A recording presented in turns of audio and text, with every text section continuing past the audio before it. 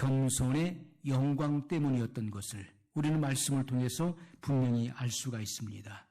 오늘날 우리도 마찬가지죠.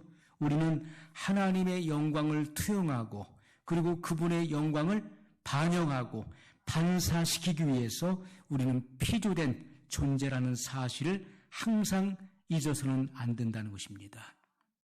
피조물인 우리들이 해야 될 일이 무엇입니까? 우리가 할 수 있는 최고의 권리, 더 나아가서 최고의 특권이 무엇입니까? 그것은 우리가 하나님의 영광을 투영한다는 것이죠. 하나님의 영광을 반영하고 그리고 반사시키는 그러한 일들을 감당하는 것이 우리에게 있어서 최고의 영광이 된다는 것입니다. 그러면 우리가 하나님의 어떤 영광을 반영하는 것인가? 무슨 영광을 반영하는 것이죠? 겸손의 영광을 반영하는 것입니다. 주님과 같은 그런 겸손의 마음, 그리고 그 겸손의 영광을 세상 가운데서 반영시킬 수 있어야 돼요. 오늘 3절에 보면 아무 일이든지 다툼이나 허영으로 하지 말고, 우리가 무슨 일을 하든지, 특히나 하나님의 일은 영의 일이죠. 영의 일은 육신으로 할 수 있는 것이 아닙니다. 육신으로 하게 되면 얼마 못 가서 깨지게 돼 있는 거예요. 다툼이나 허영이 나올 수밖에 없는 것입니다. 내 뜻대로 되지 않으면 분노가 나올 수밖에 없는 거예요. 하나님의 일은 영의 일이기 때문에 성령의 능력으로 행하는 것이고 성령의 공급하시는 은혜로 우리가 하는 것입니다. 그럴 때 하나님의 일이 순조롭게 아름답게 열매를 맺으면서 진행될 수가 있는 것입니다. 아무 일이든지 다툼이나 허영으로 하지 말고 오직 겸손한 마음으로 각각 자기보다 남을 낮게 여기고, 여러분, 내가 상대방을 존중하고 상대방을 높여주는데 다툼이 나올 수 있을까요? 분쟁이나 싸움이 나올 수 있겠습니까?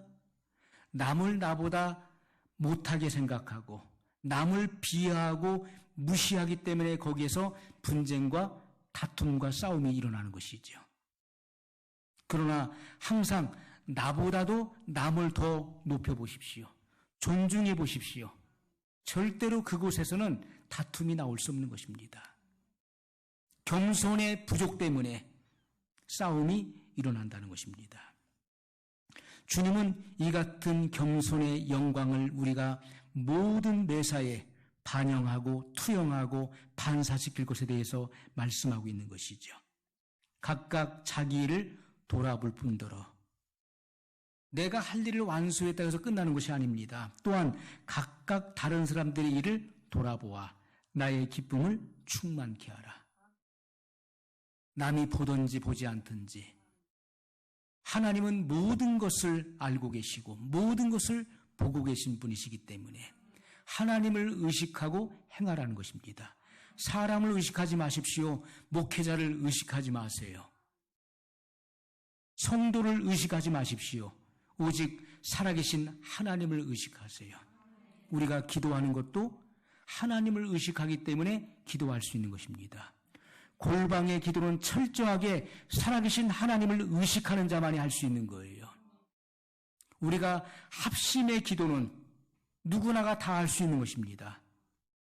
합심 기도는 우리가 시간을 정하고 할 수도 있는 거예요. 그러나 골방의 기도는 아무나 할 수 있는 것이 아닙니다. 그것은 믿음이 있는 자만이 할 수 있는 것이고 살아계신 하나님을 믿기 때문에 누가 보든지 보지 않든지 개의치 아니하고 살아계신 하나님을 의식함으로 내 골방에 들어가 문을 닫고 그 어떤 누구에게도 제한을 받지 않는, 간섭을 받지 않는 그 은밀한 장소에서 은밀한 시간에 하나님 앞에 엎드려 기도할 수 있는 것입니다. 하나님은 은밀한 중에 우리의 기도를 들으시고 응답해 주신다고 말씀했어요. 우리가 금식하는 것도 남에게 나팔을 불어서는 안 된다고 말씀했습니다. 얼굴을 흉하게 할 필요가 없는 것입니다. 내가 금식한다는 것을 표시할 이유가 없는 거예요. 하나님은 나의 모든 것을 알고 계시고 내 마음의 갈망과 소원을 알고 계시기 때문에 우리는 은밀한 가운데 금식해야 되는 것입니다. 그때 그 마음의 소원과 그리고 흉악의 결박이 풀어지는 그러한 성령의 역사를 경험하게 되는 것이죠. 그래서 우리가 다른 사람들의 일을 돌아보아 나의 기쁨을 충만케 하라. 너희 안에 이 마음을 품으라. 곧 그리스도 예수의 마음이니. 그리스도 예수의 마음은 곧 온유하고 겸손한 마음입니다. 주님의 마음은 겸손의 마음이에요. 우리는 주님에게서 겸손의 비참함을 보는 것이 아닙니다. 예수님 비참하게 돌아가셨어. 생축과 같이 저렇게 온몸이 갈기갈기 찢겨지고 살점이 떨어지고 온몸에 피를 흘려가면서 그렇게 죽으셨어. 겸손의 비참함을 보는 것이 아니라 겸손의 영광을 바라볼 수 있어야 돼요. 사람의 모양으로 오셔서 십자가에 죽기까지 복종하심으로써 인류 구속을 이루시고 아버지의 뜻을 성취하신 그 예수님의 겸손의 영광을 우리가 볼 수 있어야 되는 것입니다. 겸손하지 않으셨다면 예수님은 절대로 이 땅에 오실 수가 없는 것이고, 겸손함이 없었다면 십자가에 죽으실 수 없는 것입니다. 수치와 모욕을 참을 수도 없었던 것입니다. 그러나 예수님은 겸손한 분이셨기 때문에 수치와 모욕을 참으셨어요. 예수님은 그 음부에까지 자리를 낮추셨습니다. 그리고 아버지의 의가 성취될 때까지 음부에까지 내려가셨다고 말씀하고 있어요. 그러므로 하나님께서는 그를 지극히 높이셨다고 말씀하고 있어요. 예수님께서는 그 겸손함의 영광을 나타내셨습니다. 그분의 겸손을 통해서 아버지의 뜻을 성취하셨어요. 그것은 인류의 의료 구속을 완성하는 것입니다. 여러분, 모든 인류의 구속은요, 2000년 전에 이미 십자가에서 완성된 것입니다. 2000년 전에 인류의 죄가 대속되는 그런 구속이 이루어진 것이고, 그리고 오늘 우리는 현재의 구원이 이루어지는 것입니다. 내가 믿는 그 순간에 현재의 구원이 이루어지는 것을 알 수가 있습니다. 그러나 그 구원은 구원의 시작을 말하는 것이죠. 그래서 그것을 거듭남, 신생 또는 중생이라고 말하는 것입니다. 그래서 우리는 거듭남, 구원의 시작으로부터 그것이 점점 성장해서 그리스도의 장성한 분량까지 이름으로 성결의 생애 속에 그리고 성화의 단계 속에 들어가서 영화로운 몸을 우리가 기대하면서 나가는 것이죠. 준비된 영혼들은 예수님께서 공중에 재림하실 때 호련히 변화되어 주님의 부활의 몸과 같이 변화되어 구름 속으로 끌어올려 예수님을 영접하게 된다는 분명한 약속이 우리에게 주어져 있습니다. 이것은 겸손한 자가 올라가게 되는 것입니다. 예수님의 마음과 동일한 마음을 품은 자들이 결국은 주님을 영접하게 되는 것이죠. 자, 예수님께서 이렇게 자기를 지극히 낮춰 겸비한 자가 되셔서 인류 구속을 이루셨을 때, 그리고 십자가에 죽으시고 제3일 만에 부활하심으로 부활의 첫 열매가 되셨어요. 누구든지 예수님을 믿는 자는 그 부활 생명을 받게 되는 것입니다.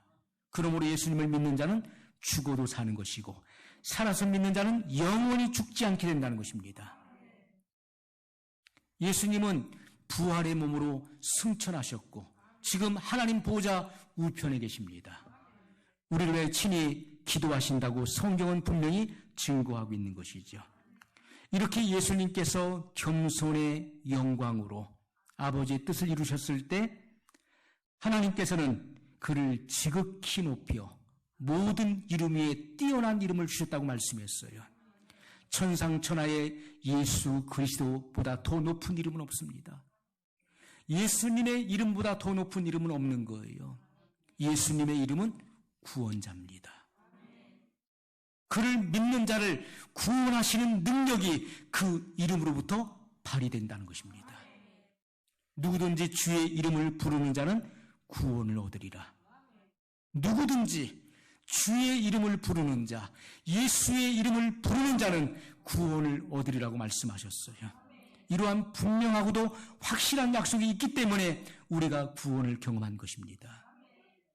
천상천하, 여러분 천하 인간의 예수 이름 외에는 구원을 얻을 만한 다른 이름을 주신 일이 없다라고 분명히 말씀했어요. 천하 인간의 예수 그리스도 이름 외에는 없는 것입니다.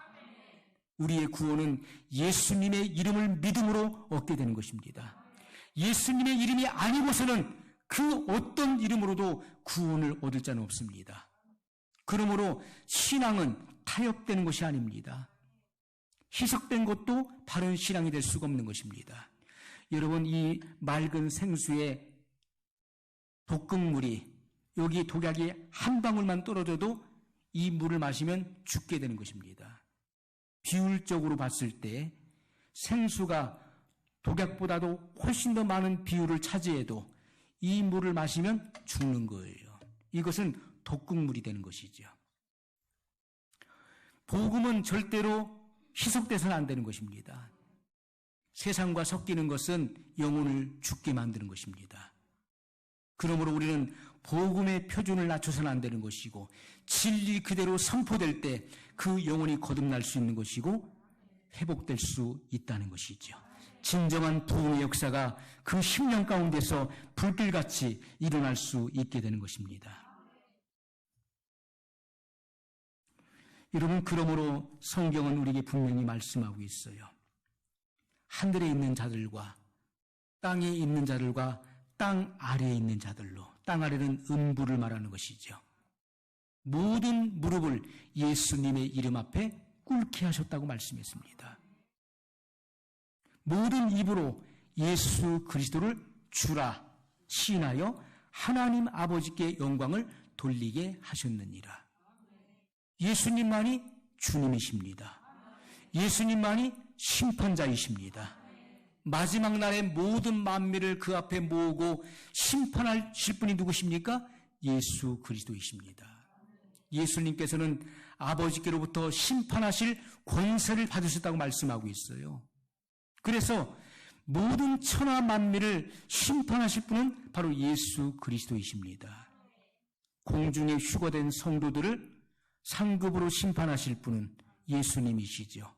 이 땅에 지상 재림하셔서 산자를 심판하실 분이 예수 그리스도이십니다. 마지막 둘째 부활로 나오는 자들, 백보자 심판대에서 죽은 자들을 심판하실 분이 바로 예수 그리스도이십니다. 그리고 나서 새하늘과 새 땅이 임하고, 그리고 새 땅에 새 예루살렘이 하나님께로부터 내려와 정착하게 될 때 예수님께서는 이 나라를 하나님 아버지께 바치시는 거예요. 그리고 모든 성도들은 새하늘과 새 땅으로 들어가게 되는 것입니다. 새 예루살렘 성에 입성하게 되는 거예요.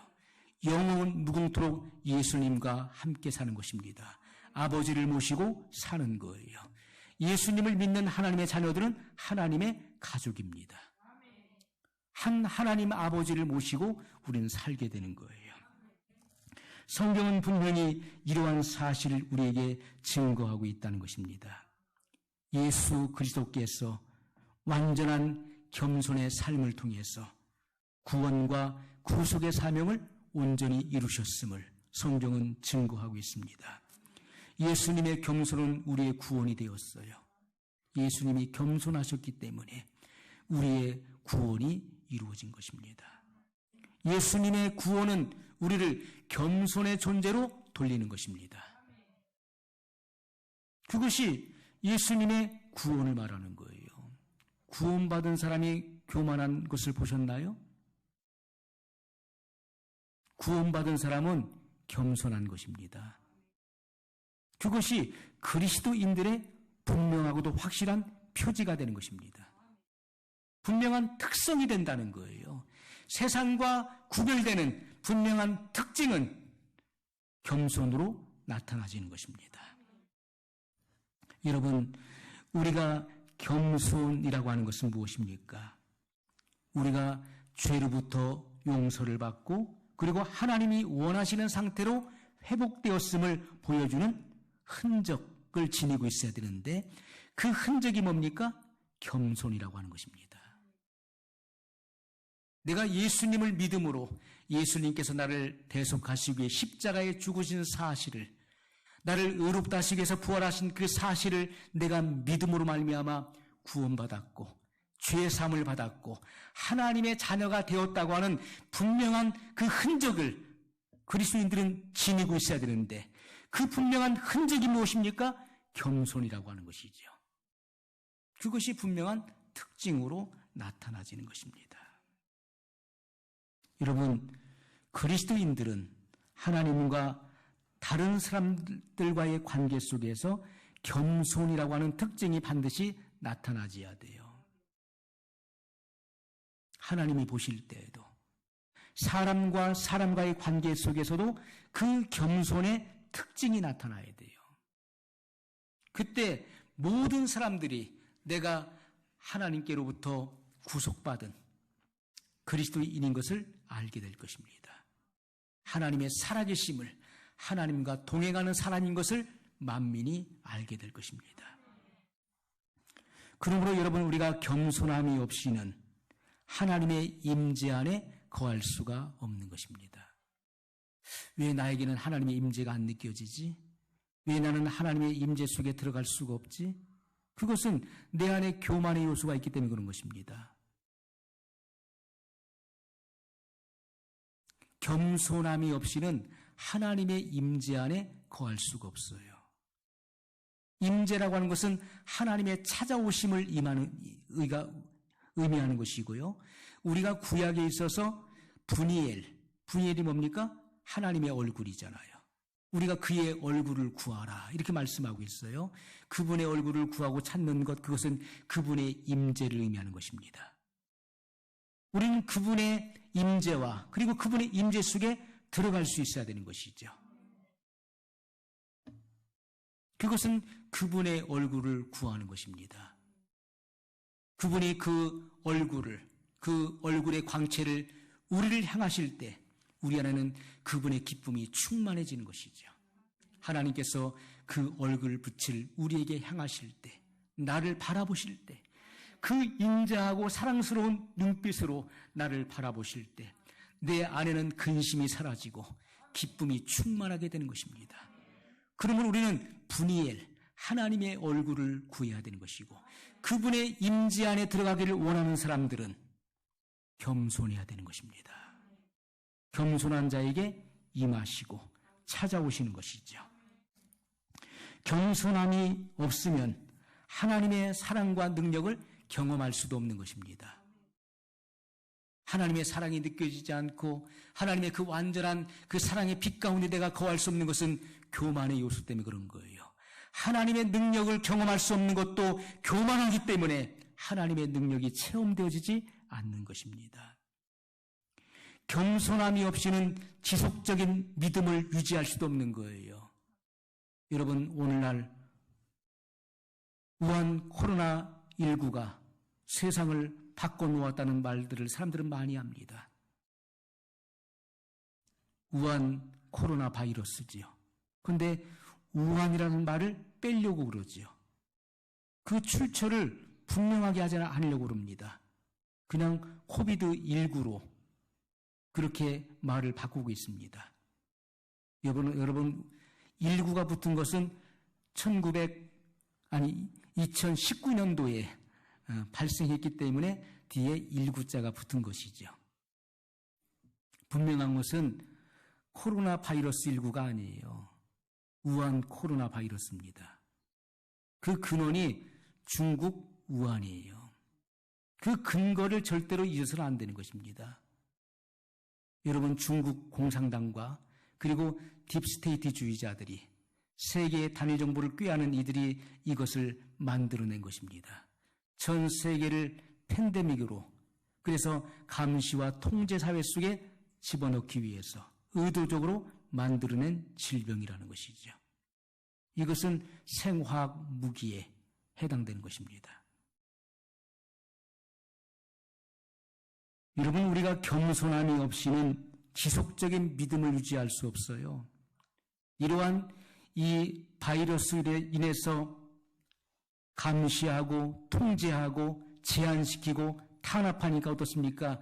그 믿음에서 떨어지는 이들이 얼마나 많이 있습니까? 믿음을 버리고 그동안 내가 믿어왔던 것이 뭐냐 하는 거예요. 도대체 무엇을 믿은 것입니까? 어떤 사람은 모태신앙도 있고 어떤 사람은 수십 년 동안 신앙생활했는데 불과 1년 사이에 모든 믿음이 간곳 없어져 버렸어요. 믿음의 정체성을 찾아볼 수 없어요. 믿음의 그 흔적을 찾아볼 수 없게 돼버렸어요. 믿음을 그렇게 쉽게 저버릴 수 있는 것은 그 안에 진정한 믿음이 없었다는 것을 반증하는 것이죠. 우리의 믿음은요, 우리의 생명과 동일한 것입니다. 예수 그리스도의 생명을 받은 사람은 목숨을 걸고 믿음을 지켜내는 것입니다. 예배를 사수하는 것입니다. 그것이 믿음이죠. 불이익이 돌아오고 문제가 찾아오니까 그 믿음을 저버리고 쉽게 저버릴 수 있는 것은 믿음의 중요성을 전혀 모르기 때문에 그런 것입니다. 그 안에 진정한 믿음이 없기, 생명이 없기 때문에 쉽게 주님을 버릴 수 있는 거예요. 그러므로 우리가 겸손함이 없이는 지속적인 믿음을 가질 수도 없고 기쁨을 유지할 수도 없는 것입니다. 하나님의 능력이 그를 통해서 나타날 수가 없는 것이죠. 그러므로 겸손은 은혜가 뿌리내리는 유일한 토양이 되는 것입니다. 말씀의 씨가 떨어져서 자라서 열매를 낼 수 있는 토양은 겸손의 토양이라는 것입니다. 겸손한 자가 아니고서는 절대로 열매를 맺을 수가 없는 거예요. 여러분이 신앙생활에 열매가 없다는 것은 교만하다는 것입니다. 교만한 마음의 밭에서는 절대로 열매가 나올 수가 없는 거예요. 은혜가 뿌리를 내리는 토양은 겸손의 토양이에요. 하나님의 말씀의 씨가 여러분의 마음에 떨어져서 자라서 열매를 맺을 수 있는 토양도 유일하게 겸손의 토양이라는 것입니다. 겸손의 마음이 되지 않으면 절대로 열매를 맺을 수가 없어요. 여러분, 성도들이 신앙생활에 있어서 모든 실패나 부족함의 그 원인이 무엇입니까? 실패를 거듭하고 그리고 자주 쓰러지고 넘어지고 신앙생활을 힘들게 하는 그 원인이 무엇입니까?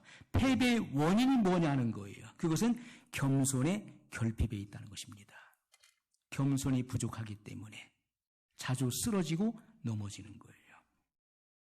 과거에 우리가 부흥회를 할 때 방방 뜨는 사람들이 있었어요. 저는 어렸을 때부터, 학생 때부터 그것을 봤습니다. 부흥회를 하면 요란해요. 얼마나 요란한지 몰라요. 찬양을 하고 평소보다도 더 악기를 동원하고 옛날에는 북도 쳤어요. 막 북을 쳐가면서 그렇게 했어요. 그러면은 엉덩이가 들썩들썩 하면서 막 뛰는 사람이 있어요. 막 박수를 치고 요란해요. 모든 은혜는 그 사람이 다 받는 것 같아요. 그런데 그것이 3일을 못 가더라고요. 은혜 받을 때는 온갖 은혜를 혼자 다 받는 것 같은데 3일도 못 가서 그 은혜를 다 쏟아버려요. 그래서 어느 날 어느 부흥사 목사님 오셔서 하는 말이 뜰붙자 부흥회가 되지 말자. 따라서 하라고. 뜰붙자 부흥회가 되지 말자. 방방 뜬다는 거예요. 막 뛰고 난리를 치는데 얼마 못 가서 그 은혜를 유지하지 못하고 다 쏟아버리는 거예요. 시험 들어버려요. 여러분, 우리가 겸손함이 우리 속에 각인되고 우리 안에 새겨지지 않으면 그 은혜는 오래 유지할 수 없다는 것입니다. 겸손은 모든 덕목과 더불어 나타나는 덕성이 아니에요.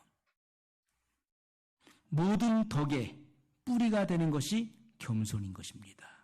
모든 덕의 뿌리가 되는 거예요. 그러므로 겸손의 뿌리로부터 모든 덕이 나오는 것입니다. 겸손이 없이는 그 어떤 덕목도 세울 수가 없다는 말씀이에요. 겸손은 근본적인 토양과 그리고 바탕이 되는 것입니다. 겸손은 주님의 마음이에요. 이러한 겸손의 요소가 없이는 여러분 그 어떤 열매도 맺을 수 없고, 주님이 오늘 오신다 할지라도 여러분은 결단코 휴고될 수가 없는 것입니다. 여러분, 겸손만이 하나님 앞에서의 바른 태도를 취할 수 있는 거예요. 겸손한 사람은 다른 거예요. 그 마음이, 그 본 바탕이, 본질이 겸손한 사람은요, 벌써 다른 것입니다. 그 신앙적 반응이 다른 것이고 그 태도가 다르게 나오게 돼 있는 거예요. 겸손한 사람은 주님께서 내 안에서 나를 소유하시고 나를 통치하시고 그분이 일하실 수 있도록 자리를 내어드리는 것입니다. 나의 자존심과 나의 자아가 파쇄되는 거예요. 주님께서 내 마음의 좌소에 임재하실 수 있도록, 내 마음의 좌소에 앉을 수 있도록 그 자리를 비워드리는 것입니다. 그것이 겸손이에요. 교만한 사람은요, 자기 마음대로예요. 자기 마음대로. 하나님 말씀 아무리 증거해도요, 말씀은 말씀이고 나는 나라고 생각하고 살아가는 것입니다. 말씀을 무시하죠. 이 말씀을 예배가 마치는 즉시 잊어버리는 사람이에요. 그것이 말씀을 무시하는 것입니다. 여러분, 우리가 가정에서도 부모님을 공경하고 부모님을 존경하는 사람은요, 부모가 무슨 말씀을 하면은 그 말씀을 잘 귀담아 듣고 행하는 사람이에요. 그러나 무슨 말을 하면은 그것을 한 귀로 듣고 한 귀로 흘러버린다. 그것은 부모를 존중하는 마음이 없는 거예요. 무시하는 것이죠. 하나님 말씀 증거해 줬는데 이 말씀을 듣고도 몸을 돌이키는 순간에 다 잊어버리는 거예요. 그리고 내 마음대로 내 고집대로 살아가는 거예요. 그런 사람이 교만한 사람이에요. 겸손한 사람은 듣는 태도가 다른 것입니다. 그 말씀을 깊이 있게 마음속에 새기고 또 잊어버릴까 봐 또 새기고 또 새기는 것입니다. 그리고 즉시로 그 말씀을 행하는 것입니다. 그게 겸손한 자예요. 우리는 교만한 자와 겸손한 자의 구분을 쉽게 할 수 있는 것입니다. 누가 진정 겸손한 자인지. 누구든지 나의 이 말을 듣고 행하는 자는 그 집을 반석 위에 세우는 지혜로운 건축자와 같다 말씀했어요. 누구든지 나의 이 말을 듣고 행하지 않는 자는 그 주초를 모래 위에 세우는 미련한 사람이라고 말씀했던 것입니다. 겸손한 자와 교만한 자가 확연하게 구분되어지는 거예요. 겸손은요, 머리를 조아린다고 해서 겸손이 아닙니다.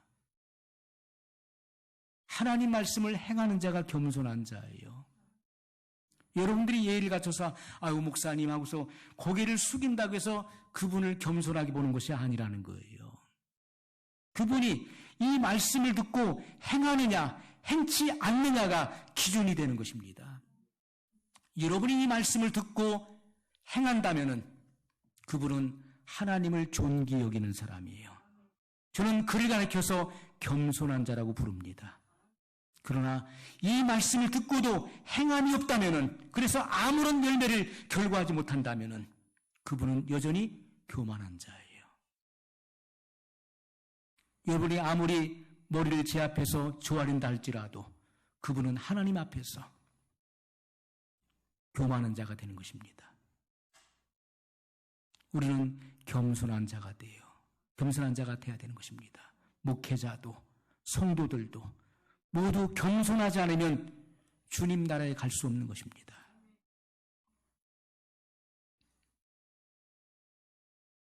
여러분, 겸손은 전적으로 내가 아무것도 아닌 존재인 것을 깨닫는 것이 겸손이에요.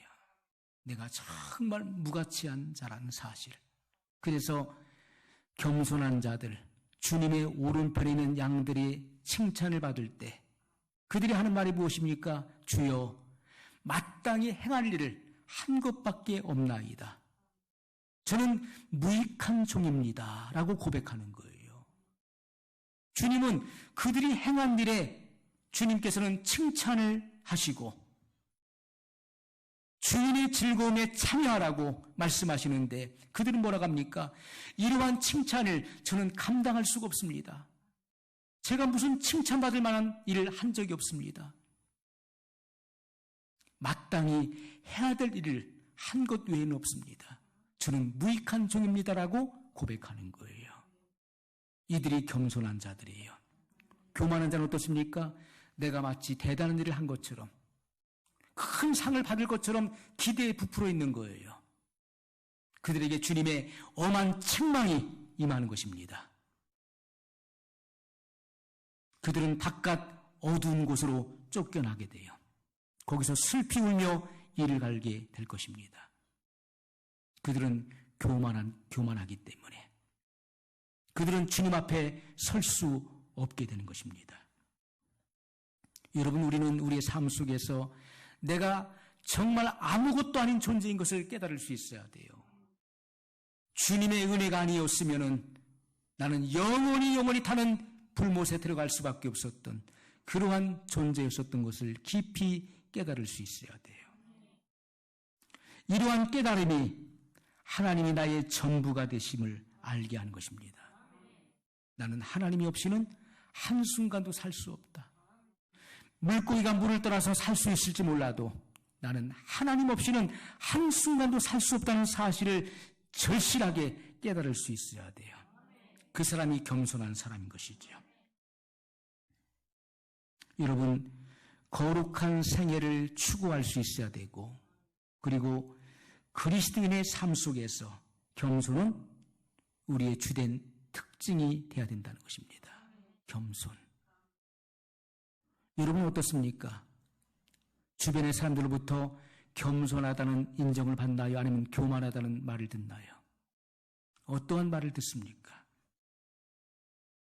그리스도인들에게 있어서 주된 표지는 바로 겸손이 되어야 된다는 것이죠.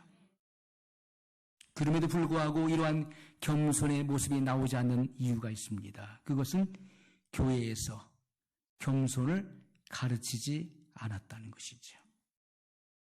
성도의 모범에 있어서 이 겸손이 최고의 자리에 있지 않았기 때문에 성도들은 이 겸손을 대수롭지 않게 생각한다는 것입니다. 겸손을 아무것도 아닌 것처럼 생각하게 되는 것이죠. 겸손을 마땅히 강조해야 되고 강조할 만큼 강조해야 되는 것입니다. 왜요? 최고의 덕목이 되기 때문에.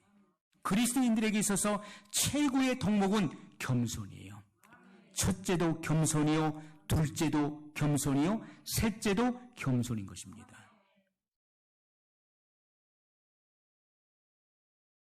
겸손을 강조하자는 것은요, 진리를 몰랐다는 것이고 진리를 소홀히 했다는 것입니다. 예수님께서는 겸손을 얼마나 많이 강조하셨나요? 주님은 반복해서 겸손에 대해서 수차례 주님은 언급하셨고 설교하셨습니다. 여러분, 하나님이 얼마나 크고 높으신 분이신지, 하나님이 얼마나 위대한 분이신지 겸손하지 않으면 알 수가 없는 거예요. 겸손해질 때 하나님의 그 위대하심 앞에 내가 지극히 작은 존재인 것을 깨닫게 되는 것입니다. 우리는 이 겸손의 가치를 반드시 알아야 되는 것이죠. 겸손의 가치를 모르는 참된 그리스도인은 존재하지 않는 것입니다. 여러분, 그러므로 우리가 겸손할 때 하나님의 영광과 그리고 하나님의 능력이 그 안에 머물 수 있는 것이고 그의 삶을 통해서 나타날 수 있게 된다는 것이죠. 하나님은 겸손한 사람에게 임하시는 것입니다. 하나님이 내게 임하실 때 내 안에서 그리스도의 그러한 품성이 드러나지는 거예요. 그것에 주된 특징은 바로 겸손의 삶으로 나타나진다는 것입니다.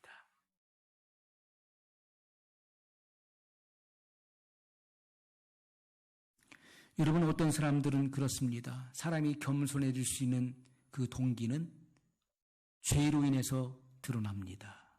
사람이 죄를 지었을 때 용서받지 못할 엄청난 많은 죄를 짓고 나서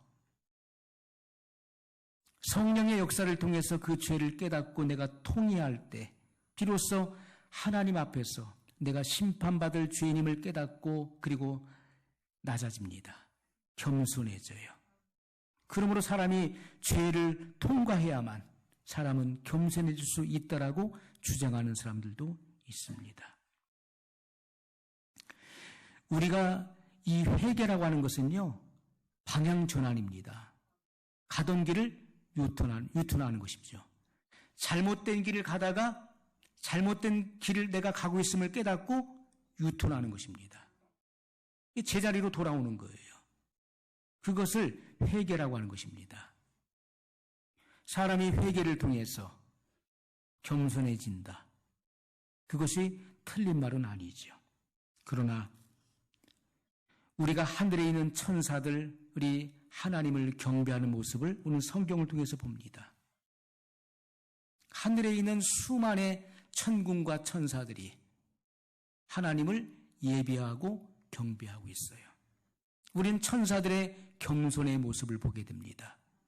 하늘에 있는 구속함을 받은 성도들이 하나님을 경배하고 찬양하는 겸손의 모습을 우리는 성경을 통해서 보게 됩니다. 그들이 가지고 있는 이 겸손함이 무조건적으로 이 죄를 인해서 죄를 통과해서만 얻어지는 겸손은 아니라는 것이죠. 겸손이 여러분 이 죄, 우리가 짓는 이 죄가 겸손을 유발시키는 강력한 동기가 될 수 있어요. 그러나 더 강력한 동기가 있다는 것입니다. 그것은 하나님의 지극히 높으심을 내가 진리를 통해서 깨닫게 될 때 우리는 낮아지게 되는 것입니다. 하나님이 어떤 분이신지를 알게 될 때 독생자를 주시기까지 나를 사랑하신 그 하나님의 그 성품과 그분의 사랑을 알게 될 때 우리는 그분 앞에서 지극히 낮아질 수 있는 거예요. 나를 철저하게 비하시킬 수 있는 것입니다. 그것이 겸손이에요.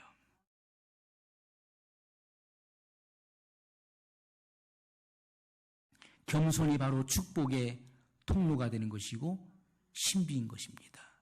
그리스도인들만이 가지고 있는 영적인 신비예요. 이것은 겸손한 자만이 하나님의 나라를 축복으로 받을 수 있다는 말씀인 것입니다. 여러분, 자신을 비우는 겸손. 겸손하지 않기 때문에 자신을 비우지 못하는 것이죠. 내 자아가 살아있는 것이죠. 자신을 비우는 겸손은 하나님을 하나님 되게 하는 것입니다. 하나님을 하나님 자리에 앉게 해드리는 거예요. 그런데 많은 사람들이 하나님이 앉으실 자리에 내가 앉아 있잖아요. 내가 심판자의 자리에 앉아 있는 거예요. 그것은 영적인 교만이라고 하는 것입니다. 겸손한 사람은 자기의 포지션을 아는 거예요. 하나님의 자리가 있고 내가 앉을 자리가 있다는 것을 구분할 수 있는 사람이 겸손한 사람인 것입니다. 여러분, 그러므로 마음의 온유함과 겸손함이 예수님의 특징입니다. 예수님을 따랐던 제자들의 특성인 것을 깨닫지 못하고 많은 사람들이 오랫동안 신앙생활을 해왔음을 고백하는 것을 보게 됩니다. 겸손함이 예수님의 특징이에요. 예수님에게 가르침을 받고 예수님을 따랐던 제자들의 생애가 겸손함으로 나타났어요. 그런데 오늘날 많은 사람들이 성경을 들여다보면서도 수없이 많은 설교를 들었음에도 불구하고 이것이 그리스도인의 주된 특징인 것을 알지 못하고 신앙생활하는 이들이 너무나 많이 있다는 거예요. 성경을 보아도 겸손히 보이질 않는 것입니다. 왜요? 나의 주된 관심이 거기에 있지 않기 때문에 그런 것이죠. 축복은 눈에 들어와도 겸손은 눈에 들어오지 않는 것입니다.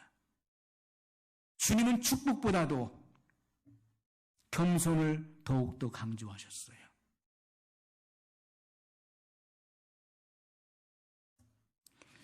우리가 성경 말씀을 연구해 보면 어떻습니까? 성경 말씀을 연구해 보면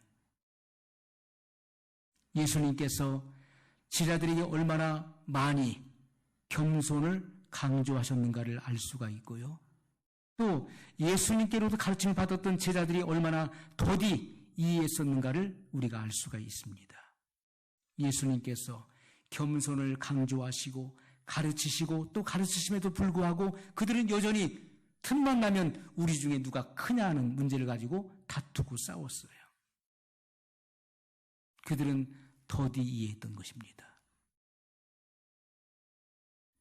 오늘날 많은 사람들이 내 입맛에 맞는 그런 말씀을 갈망합니다. 내가 선호하는 그런 설교를 해주기를 원하는 거예요. 내가 바라고 내가 관심을 갖고 있는 그 분야를 설교해 주기를 바랍니다. 그러나 진정한 설교는 이 시대에 하나님께서 원하시는 것을 주님께서 이곳에 오셔서 하실 말씀을 대신하는 것이 시대에 맞는 설교라는 것입니다. 그것이 이 시대에 맞는 양식을 나눠주는 거예요. 이 시대는 예수님을 영접할 준비를 해야 되는 때인 것입니다. 겸손함이 없이는 절대로 예수님을 영접할 수 없어요. 천국에 갈 수도 없습니다. 그리스도인의 분명한 특징은 겸손의 삶으로 나오지 않으면 절대로 안 된다는 것이죠.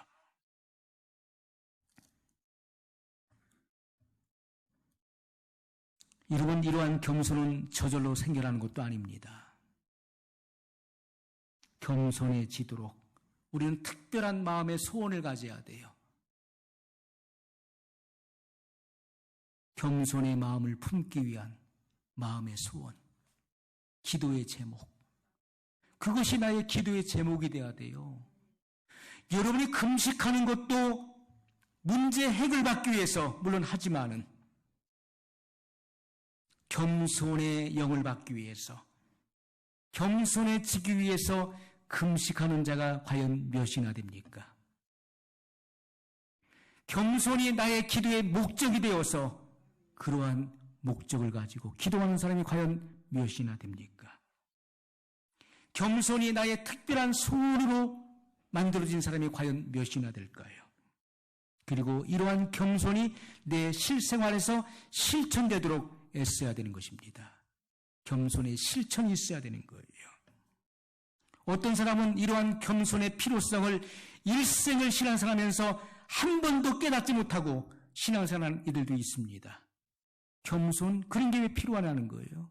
그 예수님 믿으면 천국 가는 거지. 여러분, 성경은 그렇게 돼 있지 않습니다. 나 예수님 믿으니까 천국 간다. 그것은 진정한 믿음이 아니죠. 그것은 지적 동의에 불과한 것입니다. 진정한 믿음은 반드시 열매를 결과하게 되어 있는 것입니다. 진정한 믿음의 결과물이 무엇입니까? 겸손이라는 것이죠. 겸손하지 않은 사람은 구원받은 사람이 아닌 것입니다. 그 사람은 종교인이죠. 구원받은 사람은요, 하나님이 어떤 분이심을 알게 되는 것이고, 그 하나님 앞에서 내가 얼마나 부족하고 얼마나 심판받아 마땅할 죄인임을 깨닫기 때문에 그 앞에서 꼬꾸라지는 것이고, 죄를 통회하고 낮아지는 심령을 받은 사람인 것입니다. 낮아지게 되는 거예요. 그것이 진정한 그리스도인의 표지, 그리스도인의 진정한 세상과 구별되어지는, 종교인과 구별되어지는 특징인 것을 지금 말씀드리고 있는 것입니다. 이러한 겸손의 삶으로 나오지 않으면 여러분은 구원받은 것이 아니라는 것입니다.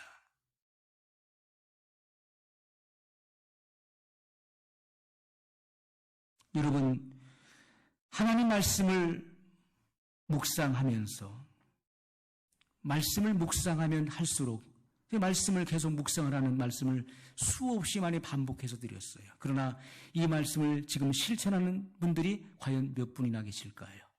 하나님 말씀을 읽으십시오. 덮어놓고 믿지 마시고 펼쳐서 읽고 믿으십시오. 하나님 말씀을 여기 책갈피가 있습니다. 항상 말씀은 펼쳐져 있어야 돼요. 말씀을 읽다가 그리고 무슨 일이 생기면 여기에 책갈피로 표시를 해놓고 펴놓은 상태로 외출하십시오. 할 일을 하고 다시 돌아와서 그 말씀을 이어서 그 말씀을 읽어야 돼요. 이것이 습관이 되어야 되는 것입니다.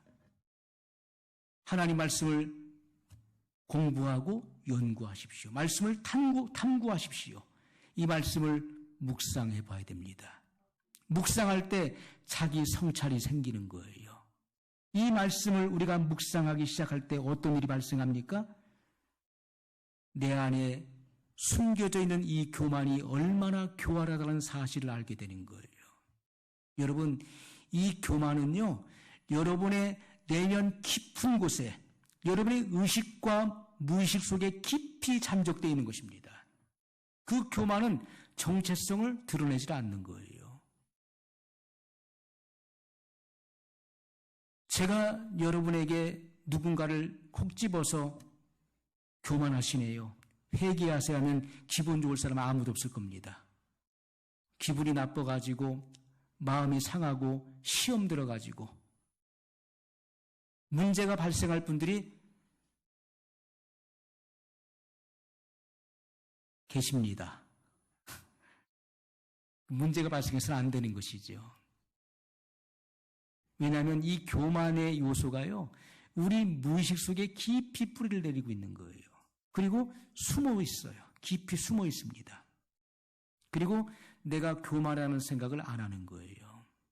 내가 겸손하다고 생각하고 내가 다른 사람보다는 겸손한 것으로 생각을 해요. 그래도 내가 너보다는 겸손하다, 내가 너보다는 낫다라고 생각하는 것입니다. 그것이 바로 교만이죠. 우월감을 갖는 것이 교만의 요소인 것입니다. 자, 그래서 이 교만이 얼마나 위험천만하다는 사실을 우리가 묵상을 통해서 비로소 발견하게 되는 것입니다. 그래서 묵상을 계속해서 강조하는 거예요.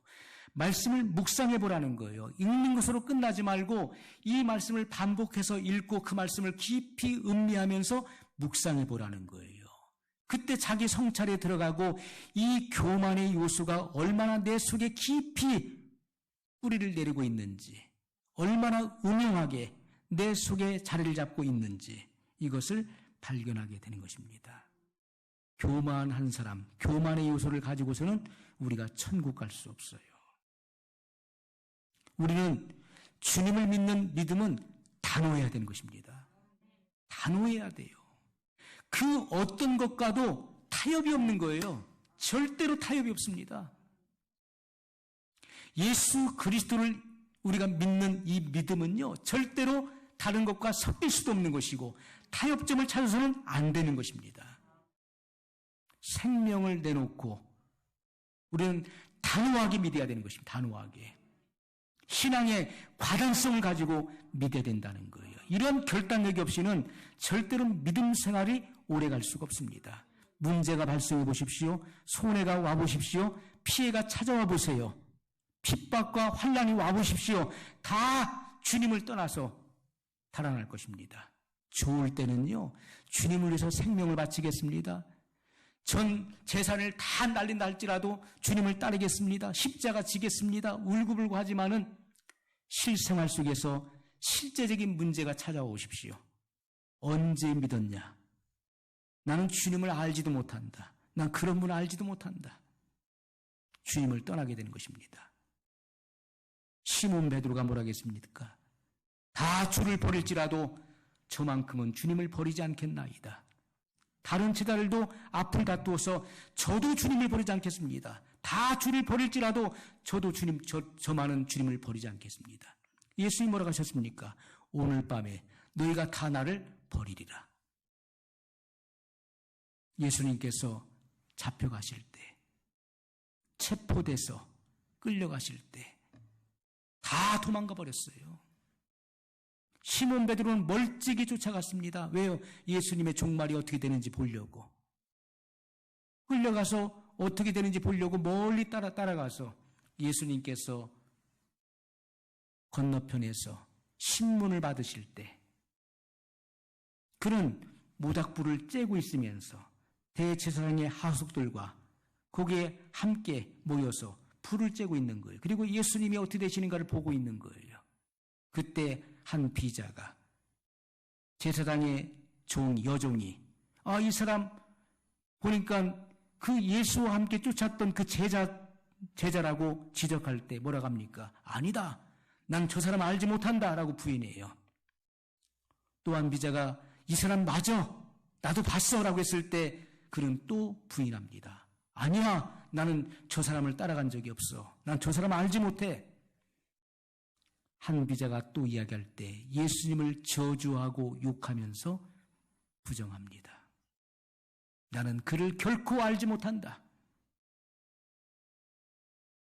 예수님을 저주하고 부정할 때 예수님께서 말씀하신 대로 닭이 울었습니다.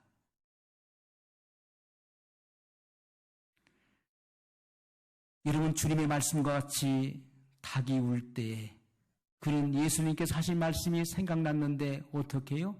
예수님께서 신문을 받으시다가 닭이 울 때 예수님의 몸을 돌이켜 베드로를 쳐다보셨어요. 그때 예수님의 눈과 시몬 베드로의 눈이 마주쳤어요. 그때 닭 울음소리와 함께 예수님께서 오늘 너희가 다 나를 버리리라 하신 그 말씀이 생각났어요.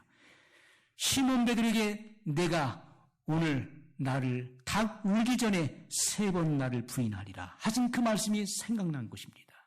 예수님의 눈과 마주쳤을 때 주님이 하신 말씀이 생각나서 그는 밖으로 뛰쳐나가서 통곡하면서 울게 되었어요. 교만은요, 다 주를 버릴지라, 저 사람들 다 주님 버릴 것 같습니다. 그런데 저는 절대로 안 버립니다. 이것이 교만이에요. 남과 비교해서 자기 우월감을 드러내는 거예요. 더 인정받으려고 하는 이러한 교만. 교만은 얼마 못 가서 그 신앙의 제 그릇된 정체성이 드러날 수밖에 없는 것입니다.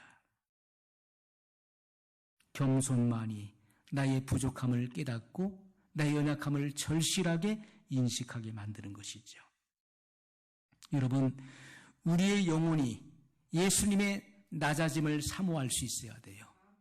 자기를 비하시키시는데 낮고 천한 이 땅에 사람의 혈육 있는 모양으로 오시기까지 자기를 낮추신 그 주님의 낮아짐의 영광을 사모할 수 있어야 돼요. 예수님의 겸손의 영광, 십자가에 죽기까지 하나님 아버지의 뜻을 성취하기 위해 복종하신 주님의 겸손의 영광을 사모하고 기도할 수 있어야 돼요. 그것이 여러분의 간절한 기도의 소원이 되고 갈망이 될 수 있어야 된다는 것입니다.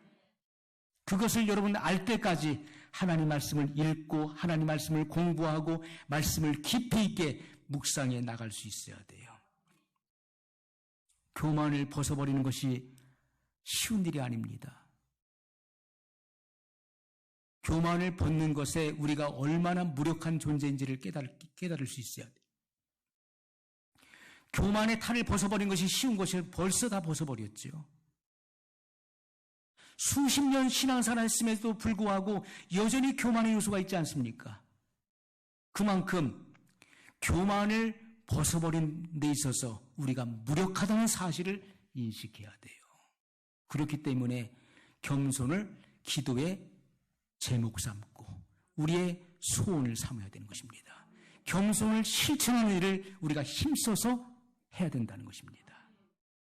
그럴 때 비로소 주님은 찾아오시는 거예요. 마음의 소원과 갈망을 가지고 애타게 부르짖을 때 주님은 찾아오시는 것이고 예수님의 경이로운 생명력인 이 겸손을 우리에게 허락하신다는 것입니다. 그래서 얻어지는 거예요. 순종을 통해서 겸손을 체득하게 되는 것입니다. 겸손한 사람이 되어서 주님의 발자취를 따라가시고 주와 함께 거하는 영예를 얻게 되시기를 예수님의 이름으로 축복합니다. 말씀을 기억하면서 우리 한 목소리로 같이 기도하겠습니다. 영원하신 사랑의 하나님 아버지 감사합니다. 물과 성령으로 거듭난 그리스도인들의 참된 표지는 겸손이라고 말씀하고 있습니다. 우리가 세상과 구별되어지고 종교인과 구별될 수 있는 분명한 특징은 겸손의 삶으로 나타난다고 말씀했습니다. 이것은 예수님의 성품이었습니다. 예수님께서 이 땅에 계실 때 예수님은 온유하고 겸손한 분이셨고 나의 멍에를 메고 내게 배우라 이렇게 말씀했습니다. 나의 온유함과 겸손함을 배우라. 너희 안에 이 마음을 품으라. 곧 그리스도 예수의 마음이니. 주님의 마음은 겸손한 마음이셨고 하늘로부터 이 땅으로 이 겸손을 가지고 오셨습니다. 예수님께서는 겸손의 영광을 통하여 아버지의 뜻을 성취하셨습니다. 우리는 예수님에게서 예수님의 일생을 통하여서 예수님의 삶을 통해서 겸손의 비참함을 보는 것이 아니라 겸손의 영광을 봅니다. 겸손으로 인하여서 하나님의 영광을 반영하셨고 겸손함을 인하여서 하나님의 영광을 드러내셨습니다. 겸손을 통하여서 아버지의 선하신 뜻을 드러내셨습니다. 거룩하신 아버지, 우리의 생애를 축복해 주시고 아버지 인도해 주시옵소서. 우리의 생애가 참으로 복된 생애가 될 수 있도록 도와주시옵소서. 주님, 이 시대가 너무나 빨리 진행되고 있습니다. 하나님 아버지, 이 세계는 신세계 질서를 확립하기 위해 나가고 있습니다. 딥스테이트 주의자들, 세계 단일 정부를 꿈꾸는 그림자 정부는 이렇게 사람들을 감시하고 통제하는 세상으로 만들고 짐승의 표를 받게 하고 그리고 인류의 이 인구를 감축시키고 그리고 모든 인류를 노예화시키는 그 일들을 달성하기 위하여서 전 세계를 적화시키고 있고 이렇게 주님 역사하고 있습니다.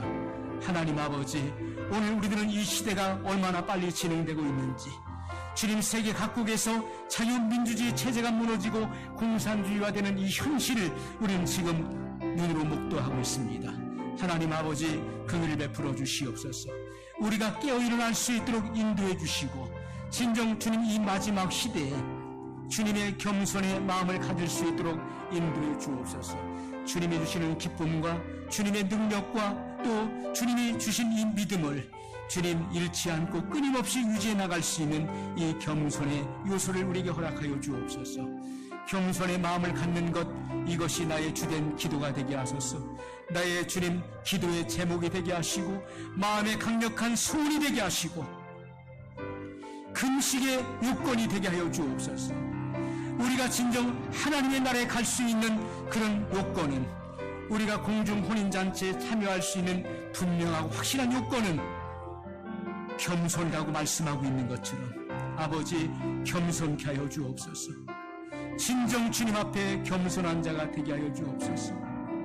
하나님 아버지, 겸손하지 않다는 것은 교만하다는 것이고 구원받지 못했음을 우리가 반증하고 있는 것처럼 겸손의 열매를 통하여서 내가 구원받은 죄 용서를 받은 하나님의 자녀인 것을 세상에 드러내고 하나님의 영광을 반사시키는 그런 믿음의 생애를 살아갈 수 있도록 축복해 주옵소서. 아버지 감사합니다. 영광 받아 주옵소서. 주여 높임을 받으시옵소서. 주여 새롭게 해주심을 감사합니다. 예수님의 이름으로 기도하옵나이다.